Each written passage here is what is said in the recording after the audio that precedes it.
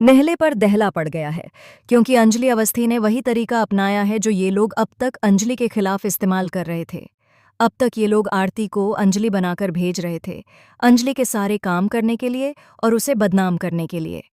लेकिन इस बार अपने पापा को गुंडों के चंगुल से बचाने और धर्मराज व युवराज को बेवकूफ़ बनाने के लिए अंजलि खुद आरती बनकर वहां पहुंचती है।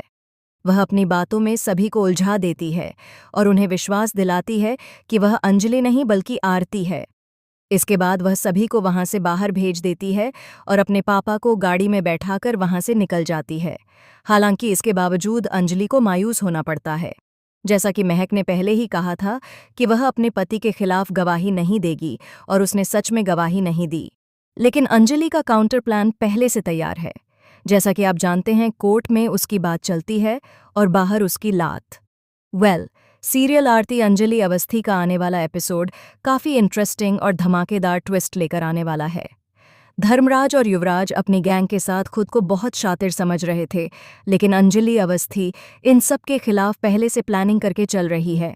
उन्हें लगता है कि महक को धमकाकर उससे झूठी गवाही दिलवाकर उन्होंने अंजलि को हरा दिया है, लेकिन ऐसा कुछ भी नहीं होने वाला। कोर्ट में एसीपी पंकज, अंजलि और वेद राजवंशी की मदद से एक वीडियो चलाई जाएगी।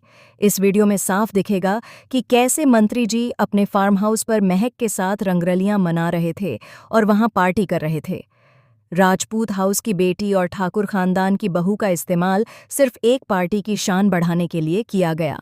अंजलि को फंसाने के लिए जब महक ये कहती है कि उस दिन अंजलि ही उसे घर से शॉपिंग के लिए लेकर गई थी और उन्हीं की वजह से चालान हुआ था, तो कहीं न कहीं वह सच बोल रही होती है, क्योंकि उस वक्त आरती ही अंजलि बनकर गई थी।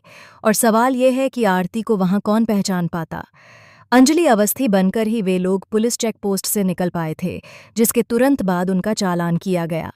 अंजलि इस बात से शॉक में चली जाती है कि आखिर महक ने उसके साथ ऐसा क्यों किया, लेकिन महक पहले ही अंजलि को बता चुकी थी कि वह अपने पति के खिलाफ नहीं जाएगी, चाहे वह कैसा भी इंसान हो, आखिर है तो उसका पति।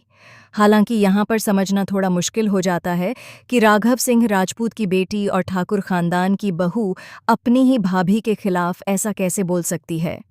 ऐसे पति के साथ कैसे रह सकती है जो उसे बार बार परेशान करता है, उसका इस्तेमाल करता है, उस पर हाथ उठाता है और उसी के घर में उस पर अत्याचार होता है। फिर भी आखिर ऐसी क्या मजबूरी थी कि उसने अंजलि के खिलाफ गवाही दे दी। दोस्तों, अगर आपने ध्यान दिया हो तो कल रानी मौजूमदार ने राघव सिंह राजपूत से कहा था कि वह बताएंगी कि कोर्ट में केस कैसे लड़ा जाएगा। राघव सिंह राजपूत खुद इस केस को लड़ने से मना कर रहा था। अब अंजलि अवस्थी के खिलाफ राघव सिंह राजपूत और महक ठाकुर को रानी मौजूमदार ने कैसे भटका दिया, ये समझना थोड़ा मुश्किल जरूर है। लेकिन सच यही है कि राघव को उसकी बेटी के जरिए और महक को उसके पापा राघव के जरिए धमकाया गया। इसी बीच अभय को इन सब से दूर रखा गया है। वह एक बिजनेस डील के लिए बाहर है और उसे इन सारी साजिशों की कोई खबर नहीं है। लेकिन जब वह वापस लौटेगा तब उसे समझ में आएगा कि कैसे सबने मिलकर उसके प्यार अंजलि अवस्थी को फंसाकर जेल भिजवा दिया। जल्द ही अभय के लौटते ही अंजलि अवस्थी जेल से बाहर आती है और सबसे पहला फोन युवराज ठाकुर को करती है। ठाकुर परिवार में फोन करके अंजलि बस इतना कहती है कि वह बाहर आ गई है और अब वही सब होने वाला है जो सालों पहले हुआ करता था। युवराज ठाकुर के पैरों तले जमीन खिसक जाती है। उसे समझ नहीं आता कि अब अंजलि को कंट्रोल कैसे किया जाए। कई बार वह अंजलि को हरा चुका है, लेकिन फिर भी अंजलि हमेशा सेंटर में बनी रहती है। तो दोस्तों, आपको क्या लगता है, क्या धर्मराज अब अंजलि को हराने के लिए कोई नई चाल चलेगा?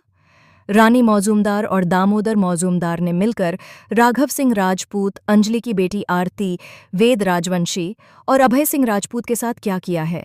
क्या अभय भी इन लोगों के साथ मिलकर गलत रास्ते पर चल पड़ेगा? और क्या वेद राजवंशी आरती के प्यार को छोड़कर फैमिली बिजनेस में उतर जाएगा? अपनी राय हमें कमेंट बॉक्स में ज़रूर बताइए और ऐसे ही धमाकेदार ट्विस्ट जानने के लिए चैनल को सब्सक्राइब करना न भूलें। मिलते हैं अगली वीडियो में।